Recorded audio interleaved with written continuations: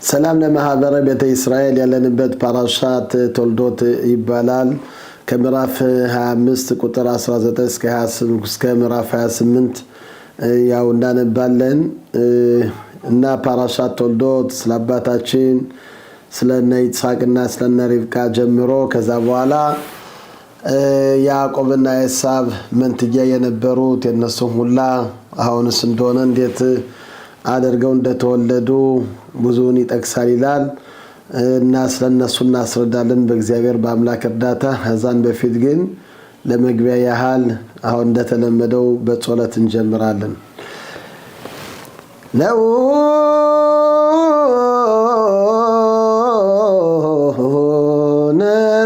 ነሰግድ ወነግኒ ሎቱ ለባህቲቱ ነው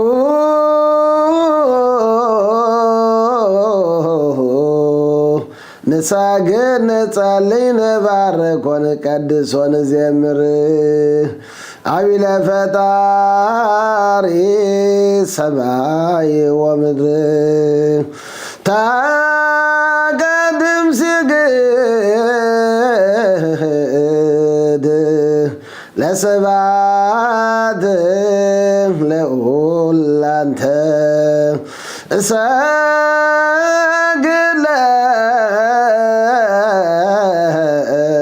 ለከ ቤትከ ኢየሩሳሌም ቅድስ ወይመጽኡ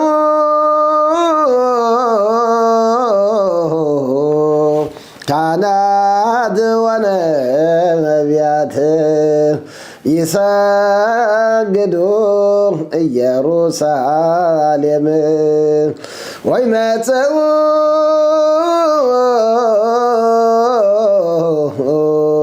በምስራቅ ወበምዕራብ ይሰግዱ ኢየሩሳሌም ወይመጽኡ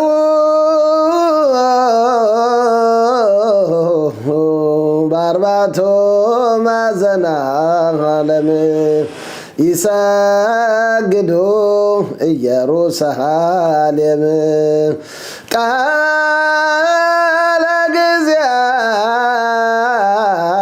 እግዚአብሔር ይመትር ንድ እሳት ቃለ እግዚአብሔር ያለቅልቆ ለገዳም ቃለ እግዚአብሔር ከመ ብሩር ጽሩይ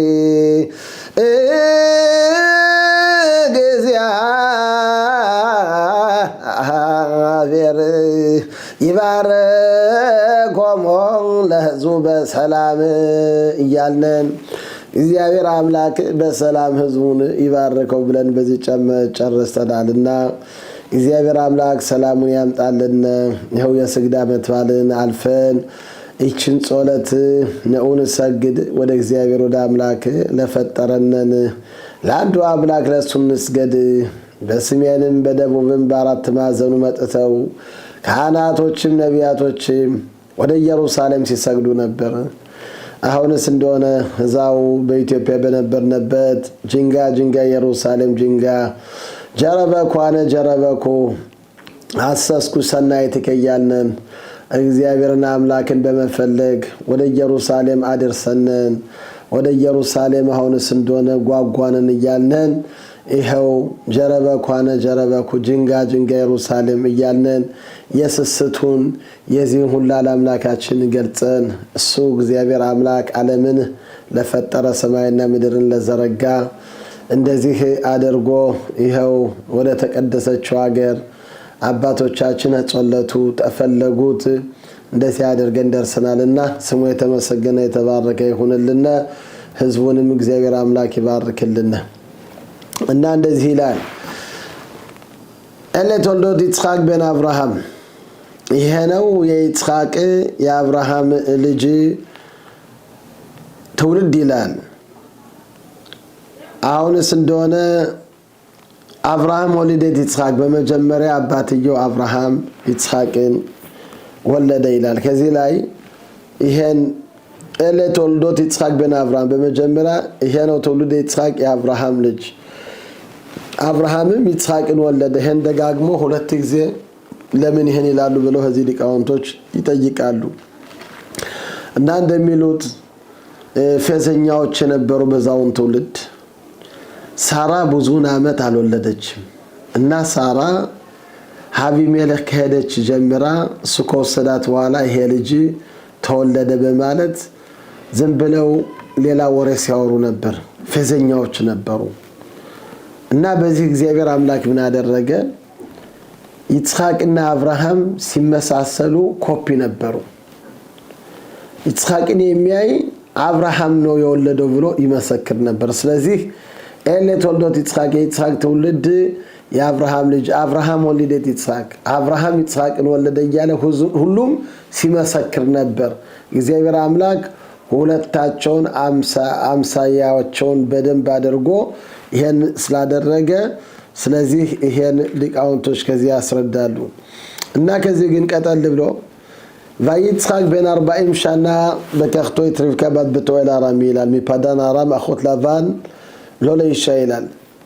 ይስሐቅም ርብቃን በወሰዳት ጊዜ 40 ዓመት ጎለምሳ ሰው ነበር።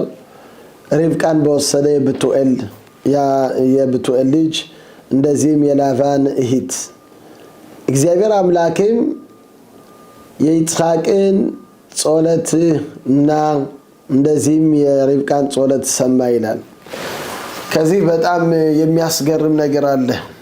ከዚህ እንደምናየው እግዚአብሔር አምላክ ጸሎታቸውን ሰማ ይላል። እዚህ ሊቃውንቶች ምንድነው የጸሎቱት ብለው ይሄን ለማስረዳት ይሞክራሉ። ማለት ይስሐቅ በክፍሉ ካሉት በዛ ሄዶ ወደ አምላኩ ሲለምን ነበር ልጅ ስጠኝ እያለ። ርብቃ ደግሞ በዚህ ሄዳ ደግሞ ስትለምን ነበር።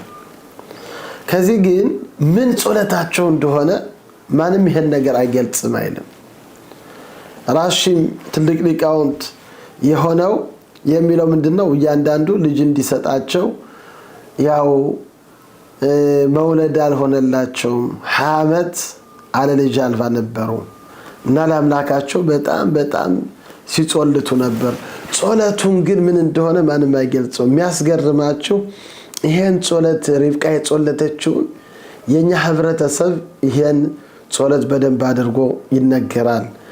የጸለተችው ጸሎት ምን እንደሆነ ከሊቃውንቶች ተጻፈ ከኛ አባቶች ይሄ ነገር ይገኛል። ይሄም ያሳየው የኛ አባቶች ስንት ታሪክ እንዳላቸው ስንት ነገሮች ጠረቅ ብለው እንደሚያውቁ ከዚህ ለመገነዘብ እንችላለን። እና ከጸሎቱ ከሚጸለተው እንደዚህ ይላል ወትቤ ርብቃ ዘዋበነ ዘራ በሮገ ወትቤ ርብቃ ዘዋበነ ዘራ ገዶስ ወትቤ ርብቃ ዘዋበነ ዘራ ሰናይ ወሸሮ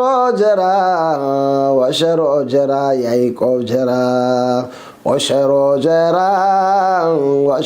ጀራ ሙሴ አሮን ጀራ እያለ ወትቤ ርብቃም እንደዚህ ብላ ለመነች። ዘውሃበነ ማለት ባክህ ስጠኝ ዘራ በሩክ ዘር የተባረከ ዘራ ቅዱስ የተቀደሰ ልጅ ዘራ ሰናይ ጥሩ የሆነ እንግዲህ እናት የሚያስፈልጋት አንድ ቡራኬ እንዲኖረው፣ ሁለተኛ ቅዱስ እንዲሆን፣ ሶስተኛ ደግሞ ያው መልክም እንዲኖረው ይሄን ሁሉንም የሚያጠቃልል ጸሎት ነው። ስለዚህ ርብቃ የጸለተችውን ይሄን ጸሎት የኛ አባቶች ጸሎት ውስጥ ምን እንደጸለተች ከዚህ ከኦሪቱ አልተጻፈም። ግን የኛ አባቶች ሊቃውንቶች በመሆን ከላይ ሲወርድ ሲዋረድ ያገኙት ነገር ነው እና ከዚህ ሊቃውንቶች የሚያስረዱ የኦሪት ሊቃውንቶች ከዚህ ሀገር እያንዳንዱ እንግዲህ እሱም ሲጸልት ነበር እሷም ሲጸልት ነበር። ግን ጸሎታቸው ምን እንደሆነ ማንም ይሄን ነገር ከኛ ህብረተሰብ ብቻ ነው የሚገኝና ይሄ በጣም የሚያስገርም ነገር ነው። እና እግዚአብሔር አምላክም ያው ጸሎታቸውን ሰማ ይላል። ርብቃ ባረገዘች ጊዜ ቫይትሮት ጽዋ ባኒም በኪርባ ይላል። እነዚህ ልጆች ከማህፀኗ ሁነው ተረበሸች። የተረበሸችበት ምክንያት ምንድነው? መንትያ መሆናቸውን አላወቀችም። ሁለተኛ ደግሞ ከጥሩ ቦታ ከኦሪት ካለበት ቦታ ስትደርስ በዛን ሰዓት ያዕቆብ ሊወጣ ሲታገል ነበር። ከሌላ መልኮት ደግሞ ቦታ ስታልፍ በበሩ አድርጋ ስታልፍ የዛን ጊዜ ደግሞ ይፈራገጣል ለመውጣት።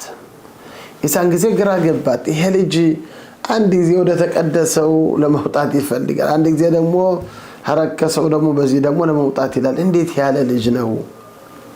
እና በጣም ተቸገረች። ምንድነው ከሆዴ ውስጥ ያለ እንዴት ያለ ልጅ ይሆናል ብላ እግዚአብሔርን አምላክን ልትለምን ሄደች።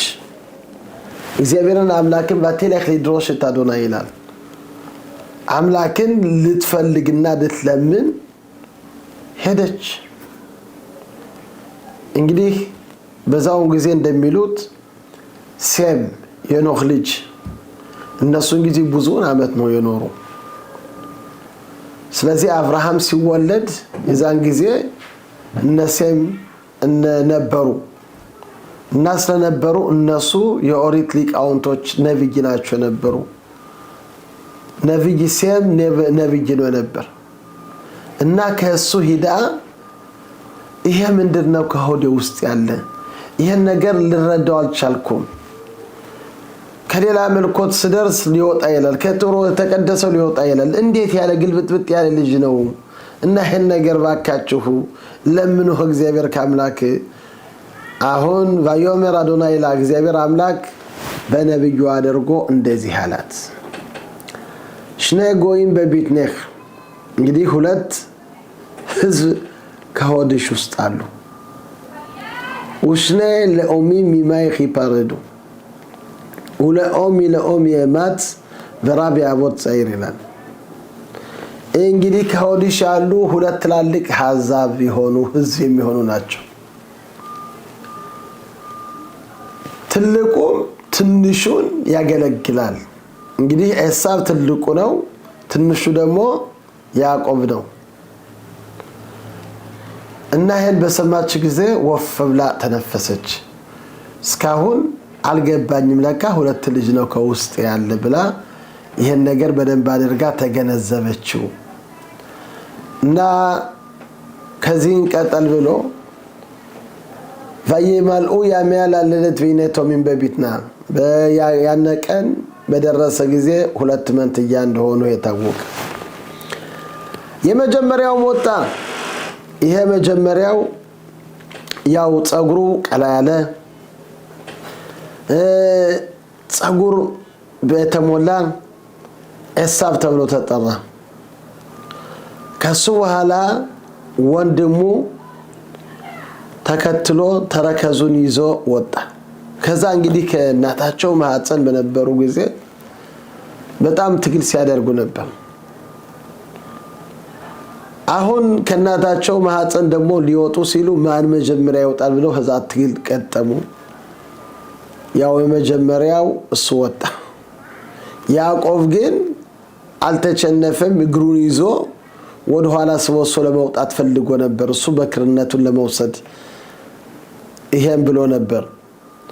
ስለዚህ እግሩን ይዞ ስለወጣ ያዕቆብ ተባለ። ይስሐቅም በዛን ጊዜ 60 ዓመት ነበር ይላል። ይኸውላችሁ እነዚህም ልጆች አደጉ። በመጀመሪያ ባንድ ላይ ሲሆኑ ያው ገና ልጅነታቸው አይታወቅም አይሉም። እና ኤሳው የሁሉ ጊዜ አዳኝ ነበር። ይሄ አዳኝ ማለት ዝም ብሎ አዳኝ አልነበረም። ዋናው ያዳኞች አዳኝ፣ ሁሉንም የሚያውቅ የሚል ብዙውን ስራ የሚሰራ የሚሮጥ በየቦታው የሚታገል የሚል። ያዕቆብ ግን ከድንኳን ሲቀመጥ ነበር። ከዚህ ላይ ሊቃውንቶች ሲሉ ኤሳው በእውነት ከዚህ ባለ ስራ የሚሰራ የሚያደርግ አሁንስ እንደሆነ የሚጥር ብዙ ነገር የሚያደርግ እያደነ ሁሉ ጊዜ ከሰው ጋር አብሮ የሚኖር የሚል እንግዲህ ይሄ ሰው በጣም በለጥ ያለ ሰው ነው ብለን እኛ በአስተያየታችን በሆነ አስተያየት እንደዚህ ያደርገን ልናየው እንችላለን። ግን ከዚህ ሊቃውንቶች ሲያስረዱ ምን ይላሉ? ኤሳው ባትላን ማለት ምንድነው? ዓላማውን አላሟላም። ስለዚህ ስራ እንደማይሰራ ነው የሚቆጠር። እንዴት? ለስጋው ብቻ ነው ሲያስብ የነበር። ሐሳቡ ለስጋው ብቻ ነበር። ለነፍሱ ብሎ አያስብም ነበር። የዚህን ዓለም ምቾት ብቻ ነው ሲከታተል የነበር። ሁሉ ጊዜ የሚከታተለው የዚህን ዓለም ምቾት ብቻ ነበር። ያዕቆብ ግን ዓላማውን ሁሉ ጊዜ ድንኳኑ የአምላክን መንገድ በመከታተል የእስራኤልን ቤት ከኔ ነው የሚገነባ በማለት ሁሉ ጊዜ የእግዚአብሔርን የአምላክን መንገድ ለመከታተልና ለማለት እንዴት አድርጌ ከኔ እስራኤል ሕዝብ ወጥቶ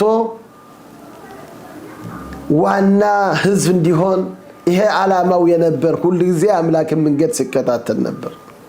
አሁን በአሁኑ አስተያየታችን በእውነት እንደምናየው ዛሬም እንደምታዩት ነው። ኦሪትን የሚማሩ ድንኳን ውስጥ የሚማሩት እነሱን ዛሬ ሚዛን አንሰጣቸው። ማንን ነው ሚዛን የምንሰጠው? የዚህን ዓለም የሚማር ዶክተራት የሚያደርግ የዚህን ዓለም የሚከታተል ሁላ ከፍ እናደርጋለን። ግን በሚመጣው ዓለም ይሄ ነገር አይሰራም። ይሄ ለዚህ ዓለም እውነት ነው፣ በዚህ ዓለም እውነት ይመስላል። ለሚመጣው ዓለም ግን ዓላማችን ከዚህ ዓለም የመጣ ነው ለምንድን ነው ብለን መጠየቅ አለብን። እግዚአብሔር አምላክ ለዚህ ዓለም ምን ብሎ ላከን? የምንኖረው 70 80 ዓመት 90 ዓመት ቢበዛ 120 ነው እና በመጨረሻ ምንድነው አብሮነን የሚከተል እና ስናየው ዋናው አብሮነን የሚከተል የአምላክ ሕግ የአምላክ ትእዛዝ እነዚህ ነገሮች ነው አብሮነን የሚከታተሉ። ስለዚህ እነዚህን ኦሪትን የሚማር የአምላክን መንገድ የሚጠብቅ ሁሉ ጊዜ ለአምላክ የሚጾልት ይሄ ዓላማውን ፈጽሟል። ይሄ ነው ዋናው ባለ ተግባር ባለ ስራ የሚባል ዓለምን ሁሉ የሚያንቀሳቅስ የሚል በሱ ጾለት ወታደሮች ሊያሸንፉ ይችላሉ። ብዙን የሚመጣውን ያንን ሊያቆመው ይችላል። ይሄ ነው ዋናው መንፈሳዊያችን ነፍሳችን ስናጠነክር ነው። ግን ለውጫችን ብቻ ለስጋችን ብቻ ካሰብነን እንደ ኤሳው አስተያየት ማለት ነው። የኤሳው አስተያየት ለስጋ ብቻ ለዚህ ዓለም ብቻ ነው ነበር። ስለዚህ ሊቃውንቶች እሱ ምንም አይደለም ዜሮ ነው ይላሉ። ብዙውንም ቢሰራ ሁሉ አዳኝ ቢሆን ከሁሉም ጋር እንትን ቢል ይሄ ከንቱ ዘከንቱ ነው። ይሄ በሚመጣው ዓለም አይሰራም። ኢለም አባቶቻችን ወናስስ ዝንቱ ዓለም ምንድነው? የዚህን ዓለም አንፈልግ፣ ይሄ አይሰራም በሚመጣው ዓለም ይላሉ። የሚሰራው ምንድነው? የአምላክ ሕግና ትእዛዝ ብቻ ነው ከዛ የሚቆጠር እና ስለዚህ ኤሳው የስጋዊ የዚህ ዓለም ስለሚከተል ስለነበረ ባዶ ነው ነበር። እና ምን ይላሉ? ይሄን ትንሽ ለማስረዳት አባ ገብረሃና የሚባሉ ሰውዬ ነበሩ። አባ ገብረሃና አንድ ጊዜ ከሰርግ ካልተጠራበት እዛው መቼም ምግብ አገኛሉ በማለት እዛ ሄዶ ነበር። እንደ ደሃኖ ተለባብሶ ነበር እና በዛ ሲሄድ በዛ ዞር በልሎ በአንድ ቦታ አስቀመጡት። ክብር ከሌለበት ቦታ አወቀ። በልብስ የተነሳ ነው በማለት እነዚህን ሰዎች ማስተማር አለብኛልና ያው አባ ገብረሃና አሁንስ እንደሆነ ከጓደኛው ሄዶ አረባክህ ለዛሬው እንዲያው ካንተ ምለምንህ ካንተ አንዲት ነገር ምለምንህ ነገር አለ። ምንድነው ከኔ የምትለምን?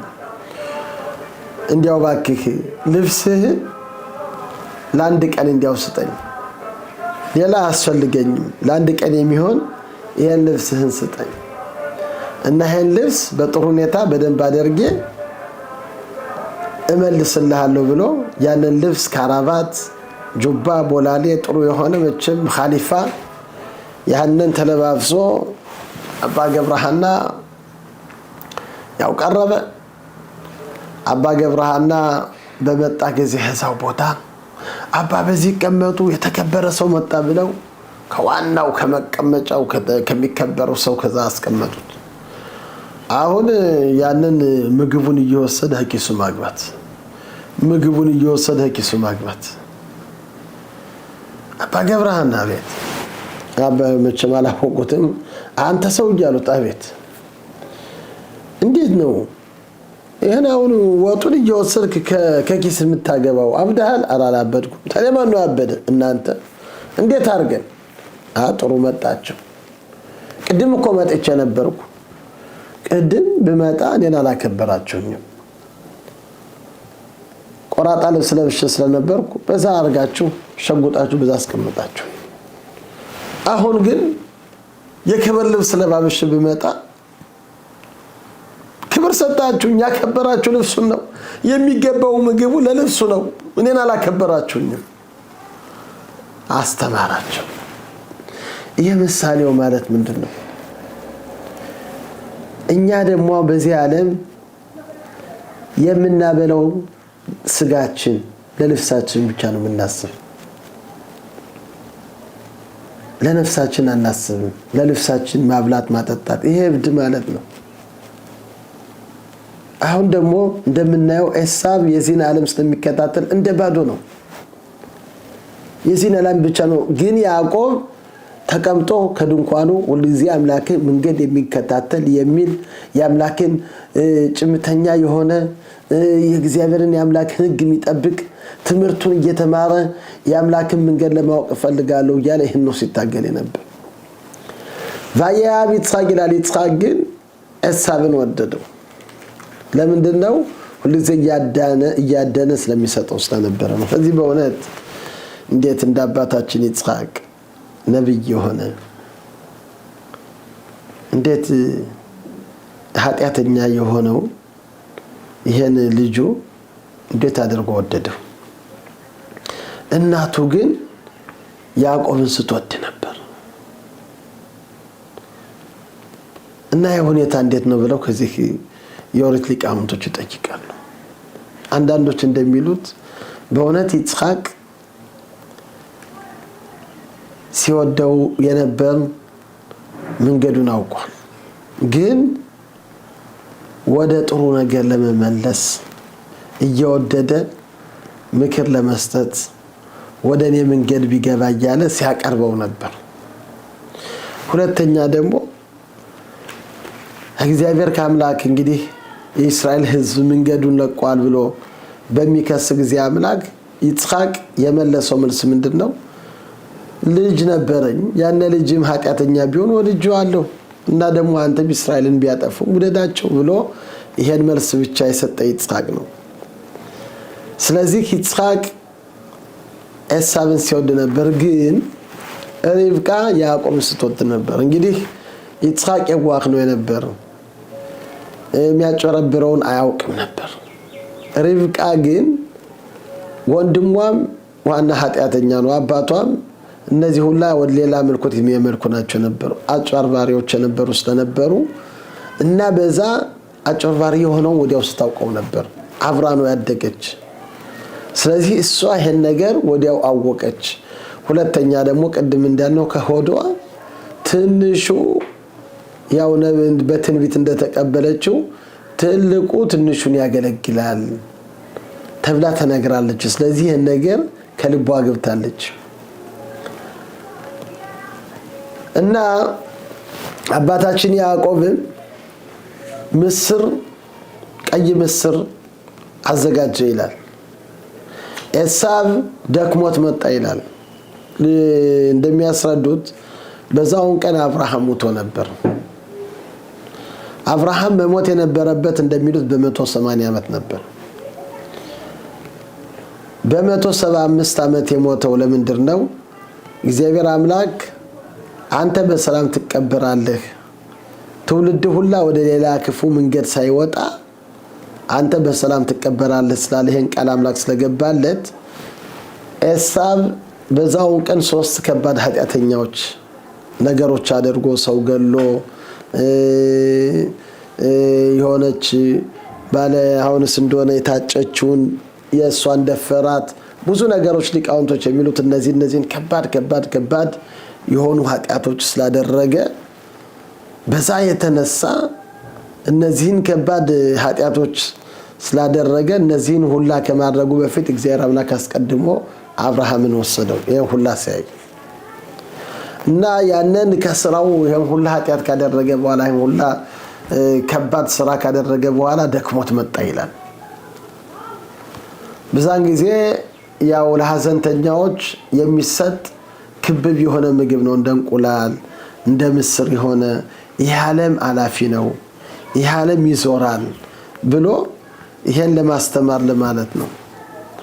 እና ስለዚህ እነዚህ ምግቦች ሰርቶ ይሄ ለሐዘንተኛዎች ለአባቱ የሚሰጥ ብሎ ይሄን አዘጋጅቶ ለሐዘንተኛዎች ተብሎ የተዘጋጀ ነበር። እና በዛን ሰዓት ኤሳው ደክሞት ወደ ያዕቆብ ቫክህ ይሄን ቀይ ባየ ጊዜ ሐሊጤኒና ሚና አዶማዚ ቫክህ እንዲያው አፍህን ክፈትና ያንን ካፌ ልገልብጥልኝ። ያዕቆብ ምን አለው? ብክርነትህን ሽጥ እንደዚህ ቀን እንደሆነ እንደዛ ምለህ ይሄን ሽጥ እንደሚሉት ኤሳው ምን አለው? ይሄ ብክርነት ምንድነው? ይሄን በጣም የምትፈልገው ቤተ መቅደስ ሲሰራ ካህን ቀድሞ በክር ነው መሆን የነበረበት። ስለዚህ በክር የሆነ ካህን ይሆናልና ስራቸውም ለአምላክ ቁርባን ማቅረብ ይሄ ነው። አዎ ይሄማ ምን ያደርግልኛል? እኔ አሁን ልሞት ነኝ። ይሄ ብክርነት ምን ይረዳኛል? አልፈልገውም አለ። ያዕቆብ ምን አለው? ማልልኝ አለው። እሱም ወዲያው ማለለት። ያዕቆብም ዳቦም ሰጠው እንደዚህ ምስር ቀይ ምስር ሰጠው። ኤሳውም በላ ጠጣ። ወይበዝ ሰብታ በሆራ ምንድነው? ብክርነቱን አቃለለው። ይሄ ምንድነው? ይሄ ሞኝ ይሄ ወንድም ለሌላ ሁላ ለሚያገኘው አንድ ወንድም አለኝ የዋህ የሆነ ሞኝ የሆነ ይሄ ብክርነቱን ሽተሽ በምግብ እንደዚህ አድርጌ በባዶ በላው። ይሄ ብክርነት እያለ ገና የመቸ የሚገነባ እያለ በዚህ በሞኝ ነገር እንደዚህ ይላል እያለ እየሳቀበት ለሁሉም ነው የሚያገኘው ሁላ። ከዚህ የሚያሳየው ኦሪቶ የሚለንን ይሄን ነገር አቃለለው። ወይበዝ ማለት ምንድነው? ይሄ እንደምንም ኤሳው አላየውም ያለው። አሁን አንድ ሰው ተርቦ ከሆነ ቸግሮት ከሆነ ይቆረቆረው ነበር ይቆጨው ነበር። ከዚህ ግን ኤሳው ያንን በጣም ሳቀበት በወንድሙ ላይ። እንዴት ያለ ሞኝ ወንድም አለኝ በማለት ነው። እና ከዚህ የተነሳ ምን ይላል? ከዚህ የተነሳ እሱም ኤዶም ተብሎ ተጠራ። ኤዶም የተባለው ለምንድን ነው? የዚህን ዓለም ምቾት ስለሚከታተል ስለሚል ነበር። እንግዲህ ሁሉ ጊዜ ቀይ የሆነውን የዚህን ዓለም ምቾት ብቻ መከታተል ማለት ይሄ ነው ዋናው ዓላማው የነበር። ብክርነቱን እንደምንም አላየሁም እንደ ዜሮ ነው የቆጠረው። ስለዚህም ኤዶም ተብሎ የተጠራው በዛ በምስር ቀይ ብክርነቱን ስለሸጠ ነው። እኛም በአሁኑ ጊዜ አባቶቻችን እንደሚሉት ለዓለም ኃላፊ ተቀናይ ነን፣ ለሚያልፈው ዓለም ተገዝተናል። ለሚያልፈው ዓለም ተገዝተናል ማለታቸው ምንድነው? አባቶቻችን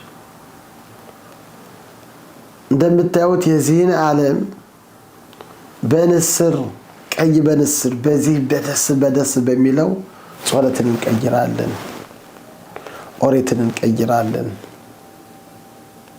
ሁሉንም ነገር እየቀየርን በዚህ በመጣው በቴክኖሎጂ በአዲስ ነገሮች ያነ ላይናችን ደስ የሚለውን ይሄን ማንነታችን ረስተን በክርነታችን እኛ ይሁዲ እስራኤል ነን።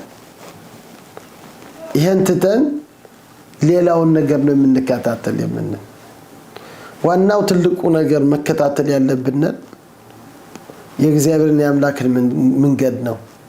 ይሄ ዓለም ከንቱ ዘከንቱ ነው። ኤሳብ ይሄን ዓለም እንደ ትልቅ ነገር አድርጎ ሲያው ነበር እና የዚህን ዓለም ምቾ የምንከታተለው ሁላ እኛ ኤሳብን የሱን መንገድ ያዝነን ማለት ነው።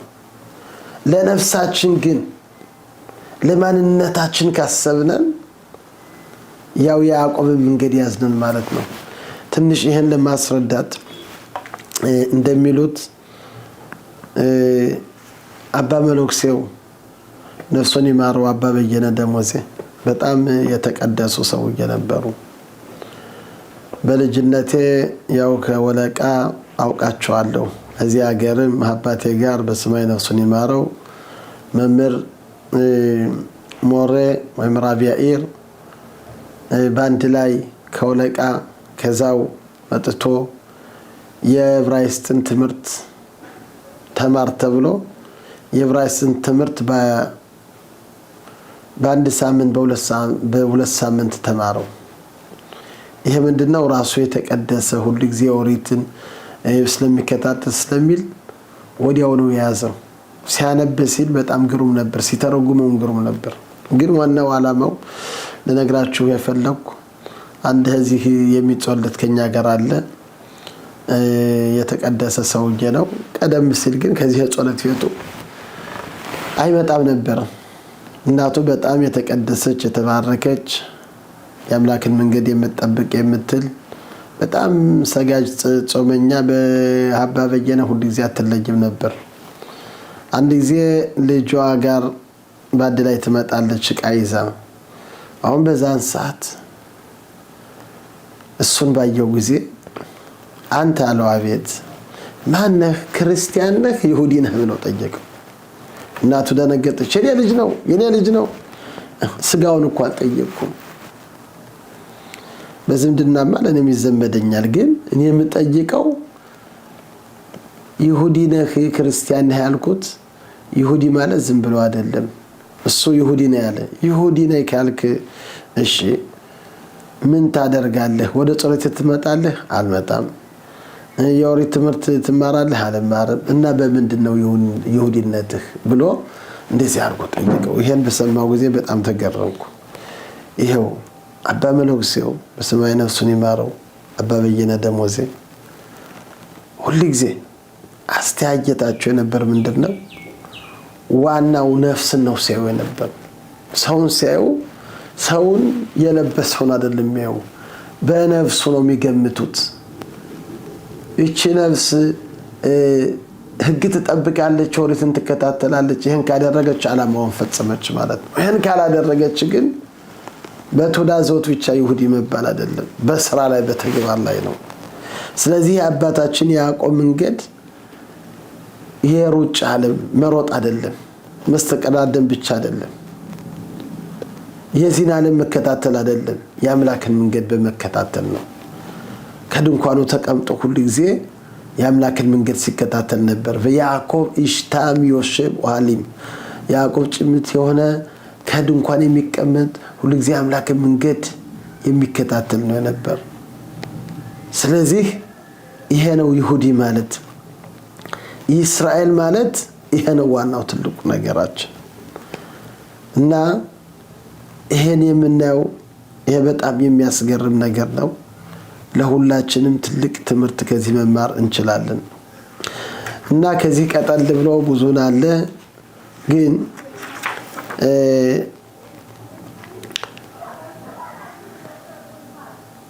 ቫይሂክ ዛኬን ይጽሐቅናል። ይጽሐቅም በሽማግሌ በሆነ ጊዜ ከምዕራፍ 27 አይኑም ለማየት ሲከብደው ኤሳብን ጠራ፣ ትልቁን ልጁን። እነሆ ብሎ መጣ ኤሳብ። እኔም ይኸውና ሽማግሌ እየሆንኩ ነኝ፣ የምሞትበትን ቀን አላውቅም። እና ሄድና ዕቃህን ይዘህ ያው አድነህ ጥሩ የሆነ ምግብ አዘጋጀልኝና እንድመርቅህ ብሎ ይሄን ነገር ይነግረዋል። ይሄን ነገር በሚናገር ጊዜ በዛን ሰዓት ሪብቃ ይሄን ነገር ትሰማለች። ሪብቃ ይሄን በሰማች ጊዜ ወዲያው ለትንሿ ልጇ ጠራችው እና ለትንሹ ልጇ ስትጠራው እና ወንድምህ እንደዚህና እንደዚህ ያው አባትህ ወንድምህ እንደዚህ ብሎታል እና እባክህ አንተ እኔ በምልህ ስማኝ፣ ሂድና በጎች አሉ ፍየሎች አሉ እዚህ እነሱን ወስደህ 2 ፍየል አምጣልኝ፣ አባት እንደሚወደው አድርጌ እኔ ያውቃለሁ አዘጋጅለታለሁ። ይሄን ለአባት ስጥና ያንተን እንዲመርቅህ። በዛን ጊዜ ያዕቆብም ወንድሜ ጸጉራም ነው፣ እኔ ግን ጸጉር የለኝም፣ አባቴ ይደስሰኝ ይሆናል እና በአባቴም እንደ ውሸተም እንዳልሆን በዛ ፈንታ እርግማን በእኔ ላይ እንዳላመጣ ቡራኬ የምትይውን በዛ ፈንታ በእርግማን እንዳይመጣብኝ አይዞህ ልጄ፣ ይሄ እንግዲህ ይሄ የምትሰደበው ሁላ በእኔ ላይ ነው፣ ክላላትኻ ብንያ ላይ ያለችው። ከዚህ ላይ የሚሉት እሷ ነብይ ነበረች፣ ነብይ ናት የነበረች። ስለዚህ ምን አለችው? ክላላትኻ ብንያ ላይ በአንተ ላይ 3 ችግሮች ብቻ ነው የሚደርሱ። አላይ ማለት አይን ማለት በዕብራይስጥ ኤሳብ ማለት ነው። በኤሳብ ከሱ ጋር አሁን የምትታገለው የምትለው ይሄ አንድ ችግር ነው። ላሜድ ደግሞ ላባን ነው። ላባን የሚባለው በአንተ ላይ ብዙ ፈተና ያደርስብሃል። ይሁድ ደግሞ ዮሴፍ ነው። እነዚህ 3 ችግሮች ብቻ ነው የሚመጡብህ። በዚህ የተነሳ ሌላ ችግር አይመጣብህም፣ ይሄን አውቃለሁና አይዞህ። እሱ ይሄን በሰማ ጊዜ ያው እናቱ እንዳለችው እነዚህን ያው ፍየል የሆኑት 2 አመጣ። እናቲቱን በደንብ አድርጋ ያንን አዘጋጅታ ትንሹን ልጇን ምን አለበሰችው? የኤሳብን ልብስ ጸጉር ያለውን ያንን አለበሰችው እና ያንን ወስዶ ለአባቱ ይሄን ያቀረበለት። vayomer elav aviv vayomer aviv vayomer hineni mi ata bni ወደ አባቱ በመጣ ጊዜ ልጄ ማንህ አለው። አሁን ከዚህ ላይ ያዕቆብ ምን አለው? vayomer ያዕቆብ ኤል አቪቭ አኖኺ ኤሳብ አሲቲ ካሸር ዲባ እኔ ኤሳብ ነኝ እንዳልከኝ ሁሉ አድርጌያለሁ አለው። ከዚህ ላይ ሊቃውንቶች ሲያስረዱ አኖኺ ኤሳብ ያዕቆብ አልዋሽም። አኖኺ ማለት እኔ ነኝ፣ ኤሳብ በኹሬኻ ኤሳብ ግን በክር ነው። ሲመልስ አኖኺ አለው እኔ ነኝ። ኤሳብ በኹሬኻ ግን አጋጥሞ ስላለው ያን እንግዲህ እኔ ነኝ ኤሳብ እንዳለው ይመስላል። ግን አኖኺ እኔ ያዕቆብ ነኝ፣ ኤሳብ ግን በክር ነው ብሎ ይሄን በተለየ መልስ መለሰለት ይላሉ። እና ሲሰማው ቃሉ ያዕቆብ ቃል ነው እና የዛን ጊዜ ይስሐቅ ጠረጠረ። እንግዲህ የዛን ጊዜ ለማየት አልሆነለትም። ቀረብና ሲልዳስስህ ቢዳስሰው ፋያዳይ መደ ኤሳብ አላወቀውም። የኤሳብ እጅ መስሏል፣ ጸጉራም የሆነ ነው። አሁን ሁለተኛ ጠየቀው፣ አንተ ነህ ኤሳብ አለው። አዎ እኔ ነኝ። እና በል እንደዚህ ከሆነማ ምግቡን አቀርብልኝ ብሎ ያንን ምግብ አቀረበለት። በዛን ሰዓት ያንን ምግብ በላ ጠጣ እና በዛውን ሰዓት ደስ አለው፣ መረቀው ብዙም ቡራኬ ተመረቀ አለ እና ይሄን ቡራኬ በመረቀው ጊዜ በዛውን ሰዓት ይሄን በጨረሰ ጊዜ ማን ይመጣል? ኤሳው ይመጣል። ኤሳው በመጣ ጊዜ በጣም አበደ። እንግዲህ ወዲያው ቢያይ ቢደርስ ቢል የት አለህ? ማን ነው ካንተ ፊት መጥቶ ቡራኬው ሁላ ወስዶብሃል? እና አዘነ፣ ተከዘ። በዛን ጊዜ እና ለቀሰ። እባክህ አባቴ አንዲት ቡራኬ የለህንም ብሎ ባለው ጊዜ ወንድምህን አለቃ አድርጌዋለሁ፣ ሁሉንም መርቄዋለሁ፣ ላንተስ ምን ልስጥህ? ባለቀሰ ጊዜ በላንድ ቡራኬ መርቃለሁ ብሎ ምን አለው?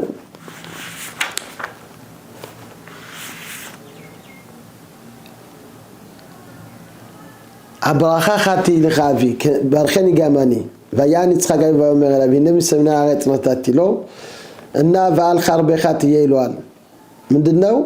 አንተ በሰይፍ ትኖራለህ፣ የምትኖረውም ከጥሩ ቦታ ከሆነ ብሎ እነዚህም ቡራኬዎች ይመርቀዋል። ኤሳውም ይሄን ነገር በሰማ ጊዜ በጣም ተናደደና ያዕቆብን እገለዋለሁ ብሎ አባቴ ይሙትና እገለዋለሁ እያለ ይሄን ሲያስብ ነበር ይላሉ። ከዚህ ግን የምናየው ምንድነው? በመጨረሻ እግዚአብሔር አምላካችን እንዴት አድርጎ አዙሮ ቡራኬውን ወደሚገባው እንዳገባ እንዳለ ይሄ በጣም ትልቅ ታምር ነው። እንደሚሉት ሊቃውንቶች እውር እንዲሆን ይስሐቅ አይኑ እንዳይ የተደረገ መቼ ነው? ለመሳዊት በቀረበ ጊዜ ነው። የዛን ጊዜ መላእክታኖች እንባ ከይስሐቅ አይን ገባ ይላሉ።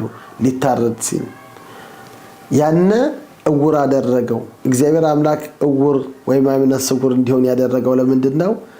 ያዕቆብ ቡራኬውን እንዲቀበል ነው። እግዚአብሔር አምላክ መንገድ ረቂቅ ነው እና ስለዚህ ብሎ እውነት ለባለው እውነት ያዕቆብ በመጨረሻ እንደዚህ አድርጎ ያን ሁላ ሁኔታን ሁላ ተቀበለና እግዚአብሔር አምላክ በሕጉ በትእዛዙ የምንሄደውን ልቦና እግዚአብሔር አምላክ ይስጠነን። ለህብረተሰቡ ሁላ ሰላም ለማህበረ ቤተ እስራኤል ሻባት ሻሎም መባረክ